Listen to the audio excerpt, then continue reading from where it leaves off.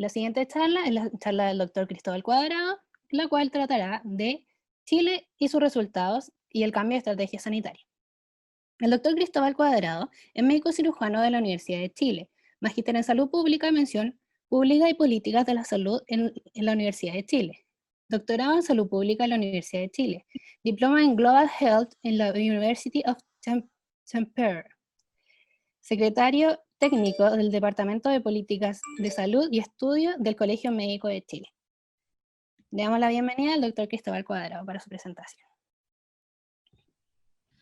Muchas gracias por la invitación. Déjenme volver a compartir para que puedan ver esto. Aquí estamos, muy bien. Entonces quiero agradecerle a Anaseo y Anacén por la invitación a este curso de actualización.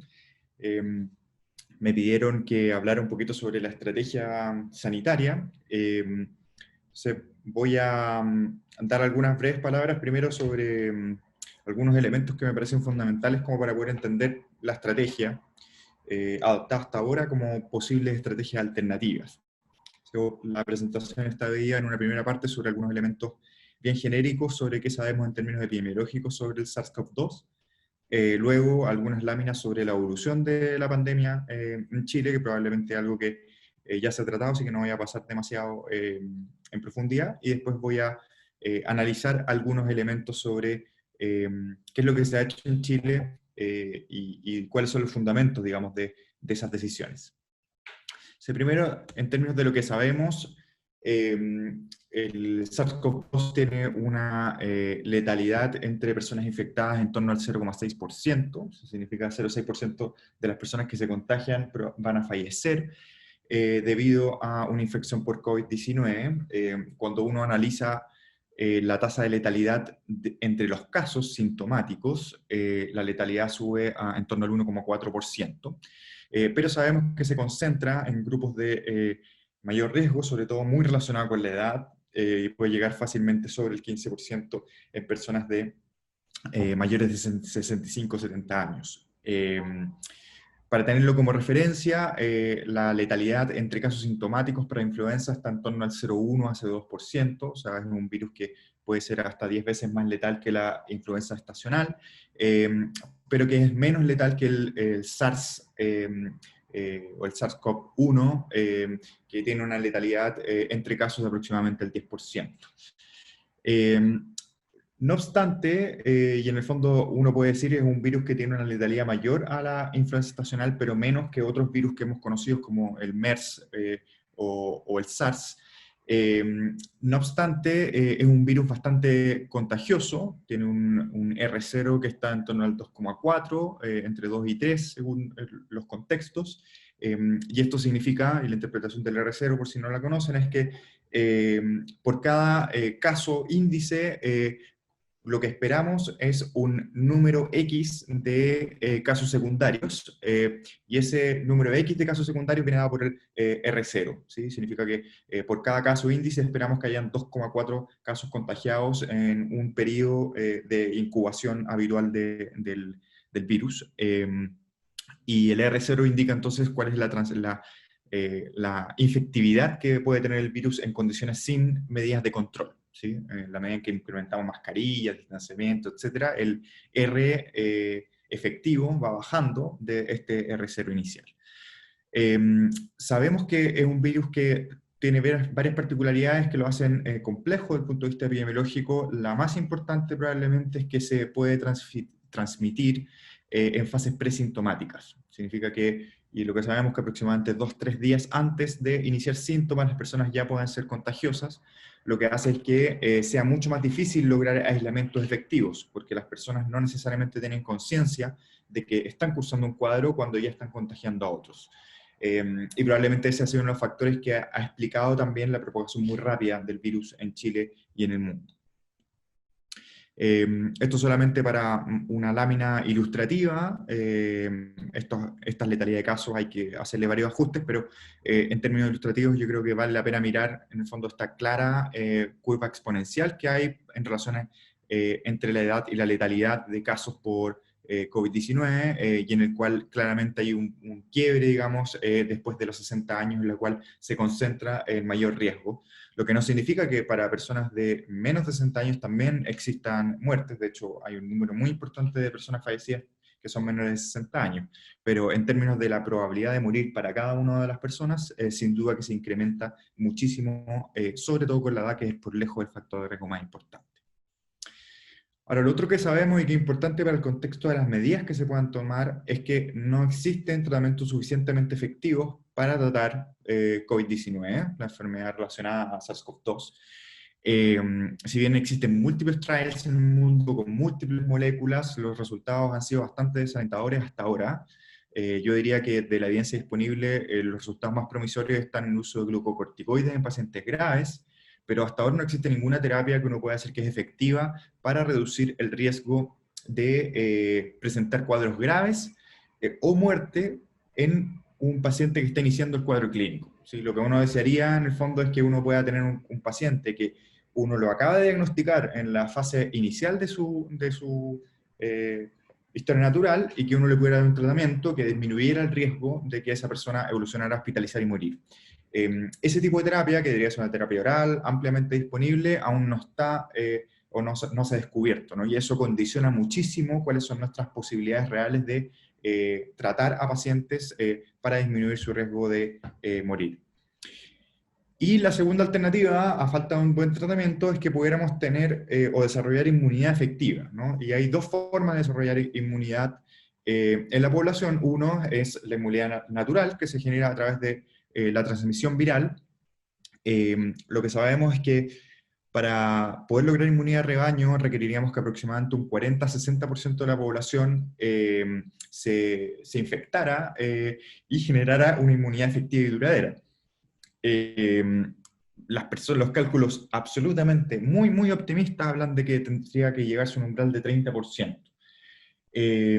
Para tenerlo en perspectiva, los lugares más afectados en el mundo, como Madrid o Nueva York, han llegado a prevalencias de IgG a nivel poblacional después de sus brotes epidémicos en torno al 12-15%. O sea, ni siquiera con brotes epidémicos muy severos como los que tuvieron esas dos ciudades se llega siquiera cerca. Y todavía no estamos hablando de si es que esa inmunidad es efectiva o no, solamente estamos diciendo si es que se les detectan IgG a esas personas, que no es lo mismo tener una IgG que tener una anticuerpos neutralizantes que sean sostenidos en el tiempo, ¿no? Por lo tanto, la verdad es que la estrategia vía inmunidad de rebaño se ve bien distante, y ustedes pueden hacer el cálculo ustedes mismos. Imagínense que la letalidad de casos, o sea, de entre infectados es de 0,6%, y que ustedes requieran al menos que un 30% de la población chilena se infecte como para poder tener algún tipo de inmunidad de rebaño. Esas serían las muertes que uno debería estar dispuesto a aceptar si es que uno va por una estrategia de inmunidad de rebaño en la población. No les voy a dar el número, ustedes mismos lo pueden calcular, y yo creo que ustedes mismos se pueden hacer la pregunta, si es aceptable o no tomar una estrategia de inmunidad de rebaño teniendo esos números sobre la mesa. La estrategia alternativa de inmunidad es tener una inmunidad adquirida mediante el uso de vacunas, para el cual hay múltiples trials en el mundo. Ya hay al menos un trial grande en fase 3, y hay varios más que están a punto de iniciar su estudio en fase 3, lo que es bastante promisorio. O sea, se ha avanzado muy rápido, digamos, en esto, como nunca se había avanzado en el mundo. No obstante, también hay que tener, yo creo, una perspectiva bien mesurada con respecto a las dificultades de obtener una vacuna. Y sin ser aguafiestas, a mí siempre me gusta presentar esta lámina, porque esto representa un ejemplo de los tiempos que ha tomado en la historia de la humanidad generar una vacuna efectiva contra un agente viral recientemente descubierto. Y aquí tienen un grupo de virus que han sido descubiertos durante las últimas décadas, para los cuales algunos se han descubierto vacunas efectivas, como la hepatitis B, que es uno de los ejemplos en los cuales se logró relativamente rápido generar una vacuna efectiva y segura. Pero tenemos casos como el ébola, que tomó varias décadas, y algunas en las cuales aún no tenemos una vacuna, como el Zika o como el VIH. Esto hay que ponerlo en perspectiva, porque significa que si es que nosotros logramos tener una vacuna en un plazo breve, hablo breve, 2 años, ¿sí? sería un éxito científico de la humanidad como nunca hemos visto, ¿sí? Entonces hay que por una parte ser muy claro de que hay un esfuerzo global como no se ha visto probablemente en la historia moderna para generar esta vacuna, pero por otro lado también sabemos que la historia nos demuestra que es extremadamente complejo poder llegar a vacunas realmente efectivas y seguras que puedan ser utilizadas a gran escala en la población. Por lo tanto, el tema de la inmunidad probablemente es algo a la cual tenemos que apostar mediante el desarrollo de vacunas, pero probablemente va a haber un horizonte más o menos largo de tiempo en el cual vamos a tener que vivir en un mundo sin vacuna y en el cual el horizonte de una inmunidad de rebaño, la verdad, es muy poco atractivo por las consecuencias humanas que eso implica. Dicho eso, y como antecedentes de qué sabemos con respecto al SARS-CoV-2, algunas láminas sobre la evolución de la epidemia en Chile, esto probablemente va a ser nada nuevo para ustedes.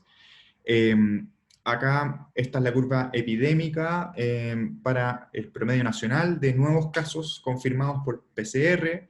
En azul está la curva observada de casos en el tiempo. En naranjo está la curva ajustada por subreporte. Nosotros sabemos que hay un número importante de casos sintomáticos que por una u otra razón no llegan a aparecer en las estadísticas de confirmados. Razones del paciente, por ejemplo, que un paciente no consulta y transita su cuadro clínico sin necesariamente tener una PCR, ¿sí? Hasta pacientes que consultan pero no pudieron acceder a un examen diagnóstico, que los exámenes diagnósticos no salieron positivos, porque sabemos que tienen un número importante de falsos negativos las pruebas de PCR, entre otros, ¿no? Y existen algunas metodologías para eso, y el subreporte en Chile ha estado en torno al 50% durante las últimas semanas. Significa que hay al menos el doble de casos sintomáticos, no estoy hablando de los asintomáticos, más allá de los que estamos viendo, digamos, en los reportes diarios de PCR. Algunas cosas interesantes yo creo que vale la pena mirar, y es que es lo que ya hemos discutido probablemente en muchos espacios, en la cual hubo una primera fase del brote epidémico con un crecimiento que, si bien fue rápido, en perspectiva fue bien pequeño, en el cual hubo una suerte de estabilidad observada durante la primera parte de abril, que llevó a un relajamiento muy prematuro de las medidas epidemiológicas, con posteriormente un brote epidémico de gran magnitud, sobre todo en la región metropolitana, que es lo que hemos observado y en lo cual nosotros ahora vamos, por suerte, de salida. Uno podría caracterizar que hay una primera fase del brote epidémico que está concentrado en algunas regiones del sur del país, como Magallanes, Araucanía y Ñuble, y el sector oriente de Santiago. Y la primera parte, en el fondo, del brote epidémico se vio en ese lugar, y la segunda parte del brote epidémico fue cuando ya el SARS-CoV-2 se desplaza a todas las regiones del país y a todo el Gran Santiago. Y cuando eso ocurre, vemos realmente las consecuencias que puede tener este virus, con su alta transmisibilidad y con su letalidad que, si bien no es tan alta como el SARS, es suficientemente alta como para generar miles de fallecidos en el contexto de un brote epidémico. Esto ya se lo mencionaba, en azul está, o sea, en verde está el subreporte calculado de casos sintomáticos para Chile, y en la lámina de arriba está la letalidad de casos observada para Chile, que ha estado en torno al 2,5 y casi 3% cuando uno ajusta por el retraso que se produce entre la curva de casos y la curva de fallecidos. Uno sabe que hay un desfase más o menos de 2 semanas entre que se produce el pic de casos y el pic de fallecidos, y hay algunas técnicas para poder corregir entonces la letalidad por ese rezago que se va produciendo en el proceso epidémico. Y esta es la evolución del número de reproducción efectivo para Chile. El R efectivo, como yo les decía, está cuando está en torno, o sea, mayor a 1, significa que cada caso conocido va a generar más de un caso secundario. Significa que si hay un R efectivo mayor a 1, la epidemia está en crecimiento. Y cuando el R efectivo baja de 1, significa que cada caso genera menos de un caso nuevo, y eso produce que la epidemia está en decrecimiento. Ya a fines de junio vemos que el R efectivo del promedio nacional, por lo menos, ha empezado a descender de 1, y eso explica también que durante estas semanas hemos visto gradualmente que la cantidad de casos nuevos diarios ha tendido a ir disminuyendo. El R0, que se calcula para Chile, está en torno a 2,4, que es muy parecido al promedio observado en otros países del mundo. Y solamente para ponerlo en contexto, las muertes por millón de habitantes de Chile, en el cual Chile lamentablemente durante varias semanas fue uno de los países que tuvo el mayor crecimiento, y nos ubica dentro de los más o menos entre los 10 a 15 países con una mayor tasa de mortalidad por COVID por 100.000 habitantes, que es una cifra muy, muy preocupante y que habla también de los resultados de la estrategia adoptada. Ahora, hablemos un poquito sobre la estrategia, ¿sí? Y la estrategia adoptada por Chile tuvo al menos 5 componentes. Por una parte, descansar en la idea de la inmunidad de rebaño. Segundo, la generación de una respuesta que estuviera basada en los hospitales, y particularmente las UCIs. Una estrategia débil en términos de la supresión de la cadena de contagios, que se refleja en, digamos, lo tardío en las cuarentenas y débil capacidad de aislamiento y trazabilidad, y una comunicación de riesgo que ha sido muy errática en muchos momentos y que sin duda ha afectado la evolución de la pandemia. Voy a ir paso a paso haciendo algunos puntos sobre esto. Primero, a mí me parece bien evidente que la estrategia que adapta el ministro Mañalich era una estrategia basada en la inmunidad. Y los componentes que denotan eso es primero que en varios momentos habla de la inmunidad y la necesidad de generar un contagio que él habla de como contagio controlado, de que él tempranamente propone esta idea de un carnet COVID, en el cual las personas, en teoría, una vez que cursaban su enfermedad, iban a poder tener un certificado para poder volver a sus actividades normales, un poco generando esta idea de que íbamos a poder tener rápidamente un grupo importante de personas que fueran inmunes y por ende podrían volver a la actividad económica y dejar al resto de las personas confinadas. Y junto con esto, entonces, viene un énfasis en que hay que tratar casos más que prevenir contagios, ¿sí? Si es que en la cabeza de quien articula la estrategia es posible llegar a una inmunidad de rebaño relativamente rápido, entonces, evidentemente, el énfasis va a estar en cómo yo puedo responder para disminuir las muertes dentro de los casos, pero no necesariamente disminuir los contagios, que es precisamente lo que estuvo todo el tiempo en la estrategia. Y eso va de la mano de una estrategia basada en la capacidad hospitalaria. El énfasis desde muy tempranamente, desde temprano marzo, siempre estuvo los ventiladores mecánicos y las UCIs, en esta idea de que no van a faltar ventiladores mecánicos en el país. Un esfuerzo enorme, y eso yo creo que es una cosa que es sin duda tremendamente valorable para expandir y complejizar la red asistencial, casi triplicando su capacidad de tratamientos a pacientes más graves vía ventilación mecánica.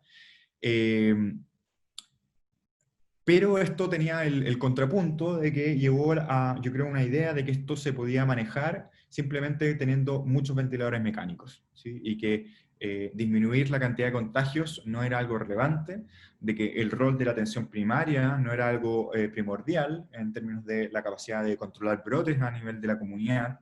Y eso yo creo que va de la mano de un exceso de confianza en la capacidad de gestión hospitalaria y clínica, ¿no? Cuando uno mira la composición del Ministerio de Salud, todos sus directivos, su experiencia estaba en la gestión de clínicas privadas del país, y no experiencia amplia como saludistas, epidemiólogos, que pudieran tener una visión más integral.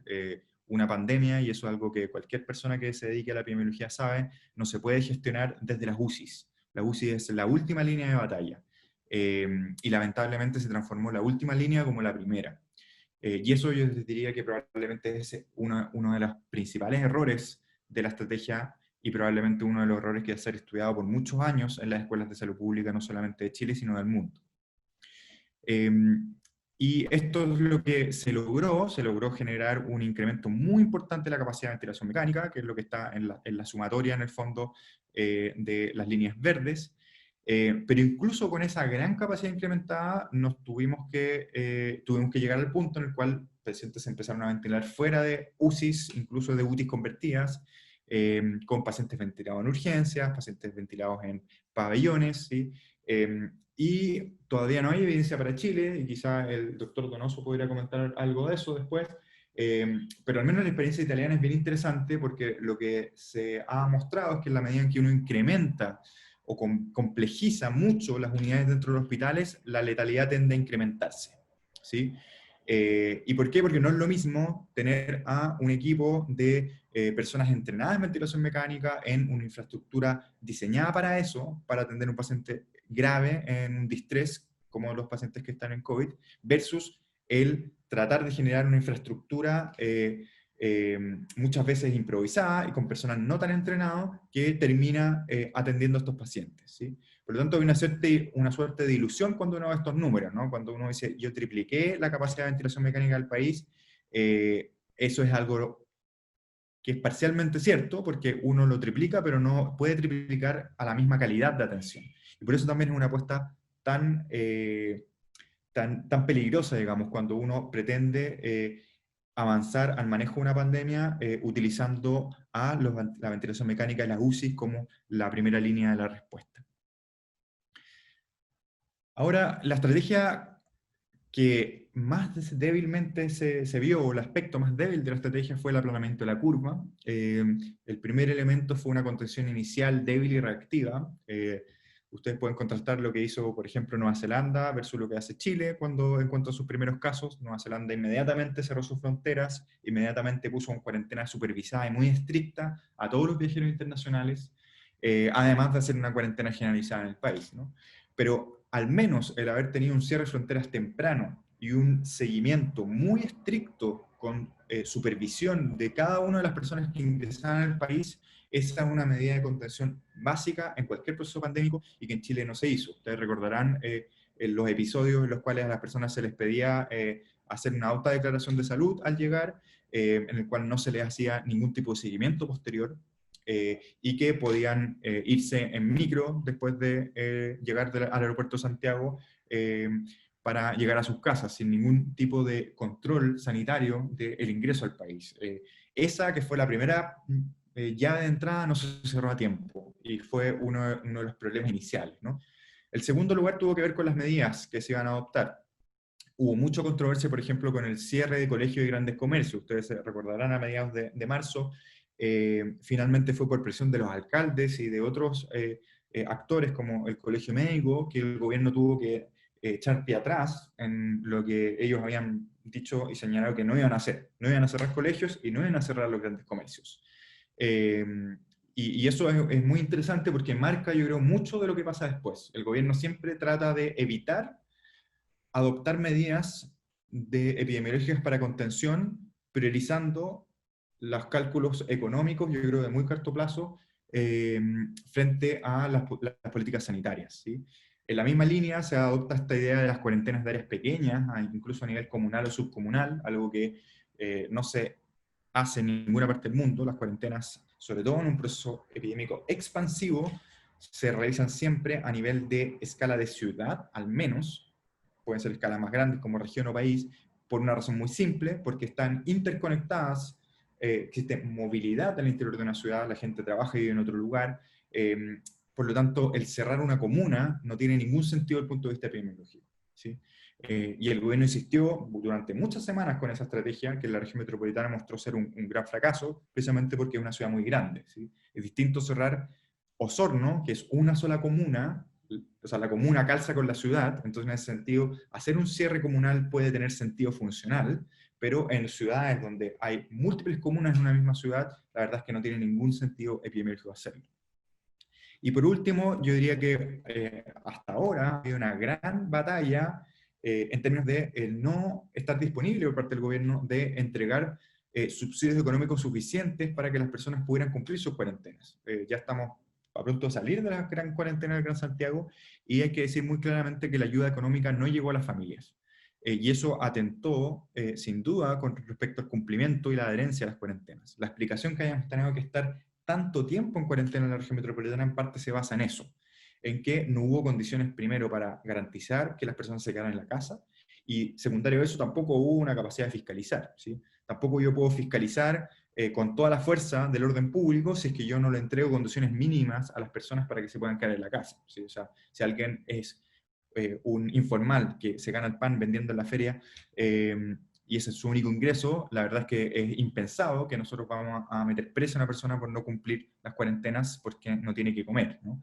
Entonces, esa implicancia entre la política sanitaria, la política social económica y la capacidad de controlar el cumplimiento de las medidas como las cuarentenas está interconectada, y no existió voluntad real del gobierno de avanzar en esta materia.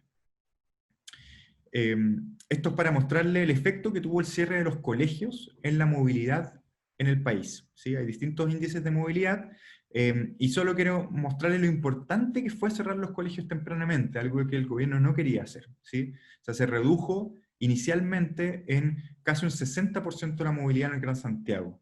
Y eso contribuyó a enlentecer la primera parte del brote epidémico, y es muy importante tenerlo claro, porque si bien que no se implementaron cuarentenas de gran escala al principio, y eso llevó a decir a algunas personas, bueno, vieron que no era necesario, la verdad es que hay que mirar un poco cuáles fueron los mecanismos que llevaron a que el brote epidémico al principio no fuera tan grave, sobre todo en la región metropolitana. Y acá está una de las claras razones. De hecho, si uno ve, hay esta caída de movilidad muy importante a principios, o sea, a mediados de marzo, con el cierre de los colegios y universidades. Y cuando empiezan las cuarentenas dinámicas, que es acá, la verdad es que si bien cae un poco, y les voy a mostrar una lámina después que hace zoom, la caída es muy reducida. O sea, acá las cuarentenas dinámicas reducen en torno a un 10% la movilidad, mientras que el cierre de los colegios lo redujo casi un 60%, ¿sí? Como para tener órdenes de magnitud de cuánto afectó cada una de las medidas. Y acá está graficado el efecto de las cuarentenas dinámicas sobre distintos índices de movilidad. En amarillo están las regiones en las cuales habían cuarentenas dinámicas en curso entre marzo y abril, y en verde las que no tenían cuarentena dinámica, y se ve que hay una reducción de aproximadamente un 10% en la movilidad en aquellos lugares donde se implementaron cuarentenas dinámicas, ¿sí? O sea, se ve un efecto pequeño, pero existente en términos de reducir la movilidad urbana, ¿sí? Últimos minutitos, doctor. Vale, esto me lo voy a saltar. El tercer componente importante en el cual hemos fallado en términos de la estrategia es el aislamiento precoz y trazabilidad. Se perdió la trazabilidad tempranamente por las cosas que han trascendido en la prensa. No tenemos indicadores robustos de esto, hay que decirlo, pero por lo que ha mencionado la autoridad, es muy probable que ya a fines de abril hayamos perdido completamente la capacidad de trazar a casos y contactos, ¿sí? Y esto es clave porque la única posibilidad de vivir en un mundo con COVID y sin cuarentenas masivas es que tengamos un sistema de testeo, de trazabilidad y aislamiento que sea oportuna y sea robusta. Significa que rápidamente seamos capaces de identificar a los casos, que rápidamente identifiquemos sus contactos y que aislemos a los casos y pongamos en cuarentena a los contactos. Si en eso es imposible ver un mundo en que estemos de manera más o menos segura retornando a actividades. Y han pasado 4 meses desde el inicio de la pandemia y aún esto no está implementado. Estamos recién ahora implementando un software a nivel de todo Chile para que esto pueda hacer, un add-on a Epivigila, que es la fuente habitual de registro. Los municipios se sumaron a esto muy tardíamente, y recién ahora, a mediados de julio, están recibiendo los primeros recursos para poder hacer este tipo de actividades, ¿no?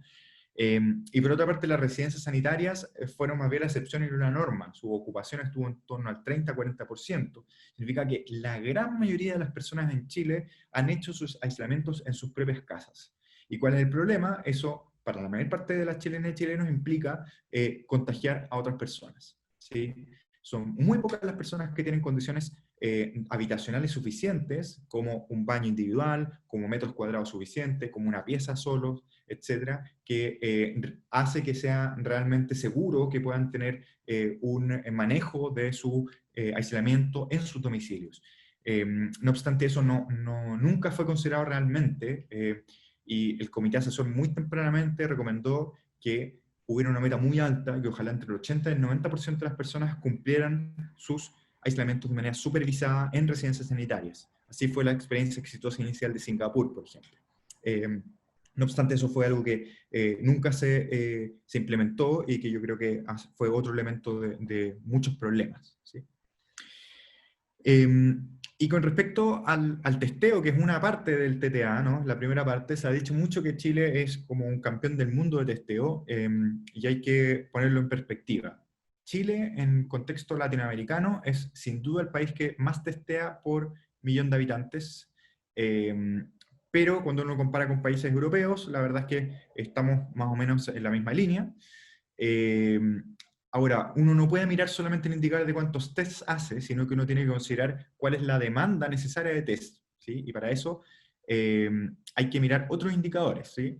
Por ejemplo, uno puede mirar el número de tests necesarios por cada nuevo caso confirmado, ¿sí? Si es que uno hace pocos tests por cada caso confirmado, indica que tu relación entre personas que están contagiadas y las que tú estás detectando no es muy favorable, ¿sí? Y en ese sentido, países que están en situación muy segura, como Nueva Zelanda, hacen muchos tests para detectar a una persona. Chile está en el otro extremo de la distribución. Y esto se asocia a lo que hemos conocido como positividad del test, ¿sí? Que es que en el fondo cuántas de las personas que tú testeas te salen positivas. En el extremo izquierdo tenemos los países que tienen muy baja positividad, como Nueva Zelanda, que tiene una positividad menor a 0,1%. Todos los países europeos en situación de control tienen positividades bajo el 2%, que esta línea diagonal marca el 2% hacia allá. Chile, al menos cuando estábamos, cuando se hizo esta gráfica, que es fines de junio, estábamos sobre el 20%. Todavía estamos sobre el 10%, el 10 y 15, y entre 10 y 20. O sea, una situación que todavía es de mucho riesgo. De hecho, la OMS recomienda que uno no tenga una positividad mayor al 5% para poder decir que no está testeando suficiente, ¿sí?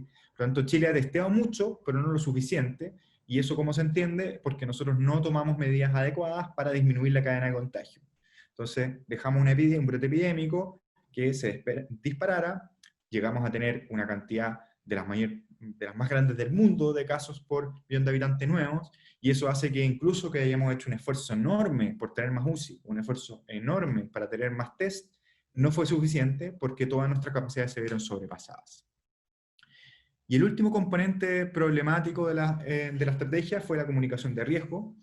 Y la comunicación de riesgo fue inicialmente, y toda la administración Mañalich siguió esta norma, que era entrar en conflicto con todos los actores claves disponibles a colaborar.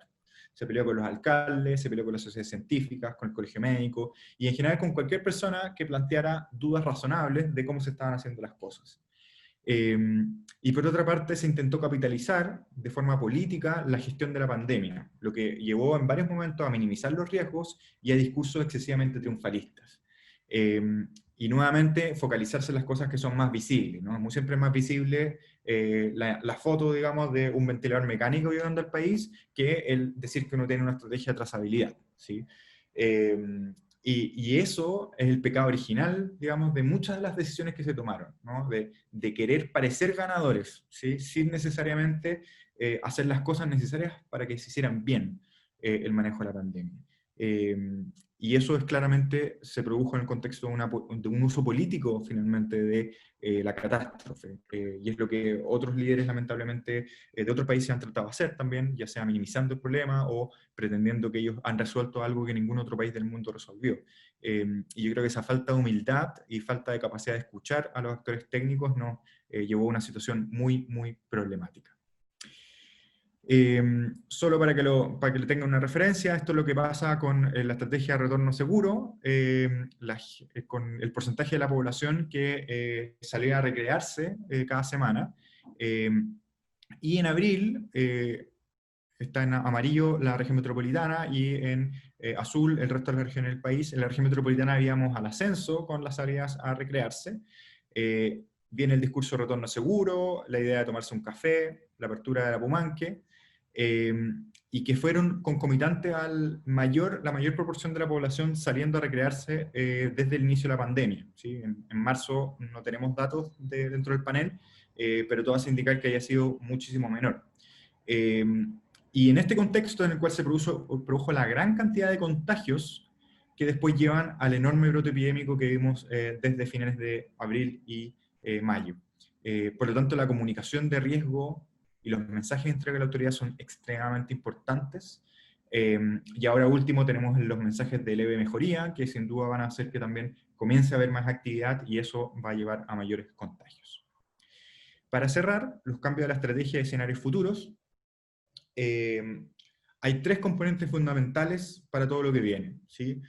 Primero, tenemos que ser capaces de mantener una curva aplanada y ojalá suprimir la curva, ¿sí? Para eso necesitamos ser capaces de implementar cuarentenas tempranas a nivel de ciudad con criterios explícitos.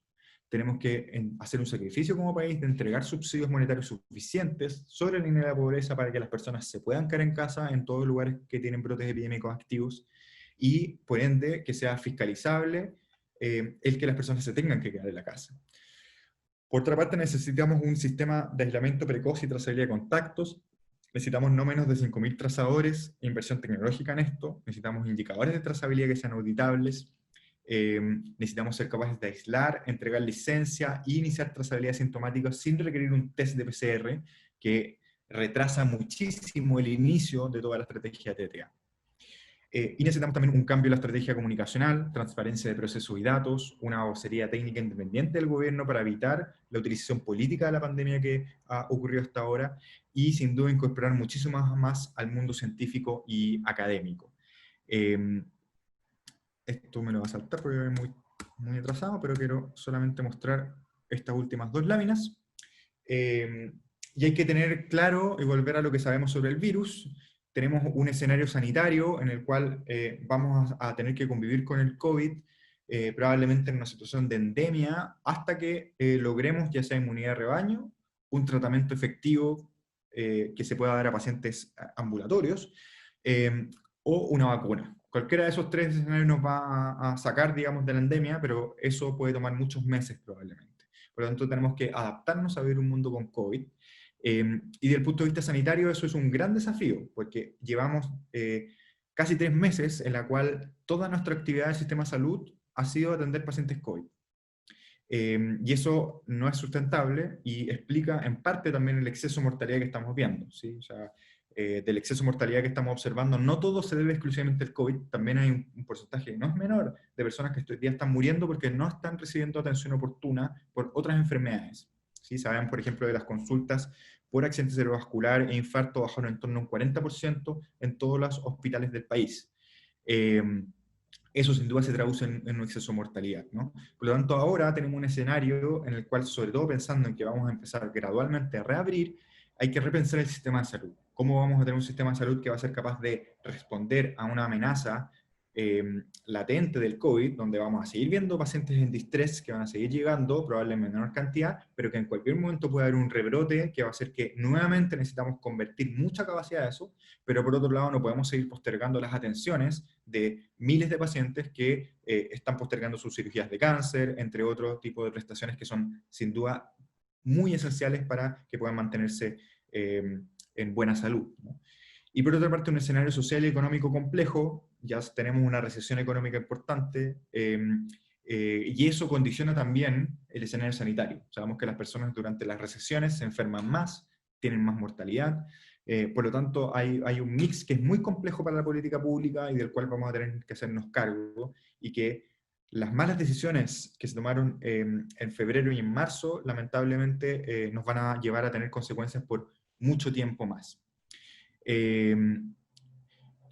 Y algunos principios fundamentales, sobre todo con respecto a la discusión de la reactivación, y es que una mejor contención del virus lleva a una mejor reactivación. Acá no hay una dicotomía entre economía y salud, como se ha tratado de instalar. La evidencia es bien contundente de que aquellos lugares que logran una contención de una pandemia más precozmente y más intensamente, logran una reactivación también más importante. O sea, hay menor, para poner los indicadores muy sencillos, hay menor desempleo el año después cuando una pandemia se controla rápidamente, incluso si es que eso implica haber tenido grandes cuarentenas. Eso demuestra la experiencia de pandemias previas que han sido analizadas. Tenemos una baja inmunidad, por lo tanto un alto riesgo de rebrotes, y tenemos que entonces tomar medidas para minimizar estos riesgos. Hay que entender de que vamos a empezar procesos de levantamiento de medidas, pero esto no es algo lineal, sino que hay que tener muy claro que en la medida en que hayan rebrotes vamos a tener que volver a medidas más estrictas. Por ende tenemos que ser capaces de adaptar toda la actividad social, la actividad económica, a formas que sean de menor riesgo y que nos permitan también rápidamente pasar desde una modalidad de mayor o menor confinamiento en caso que sea necesario. Y por último, hacer un énfasis que no me voy a cansar en repetirlo, es que todas las medidas deben ser aplicadas a una escala adecuada. Por ejemplo, las cuarentenas tienen que ser implementadas al menos a un nivel de ciudad o provincia. No tiene ningún sentido como unidad epidemiológica aplicarlas a comunas o subcomunas. Hay otras intervenciones que sí tienen sentido a nivel micro, como pueden ser los controles de brotes, ¿sí? Los estudios epidemiológicos y la trazabilidad en la comunidad mediante equipos que son municipales tiene pleno sentido.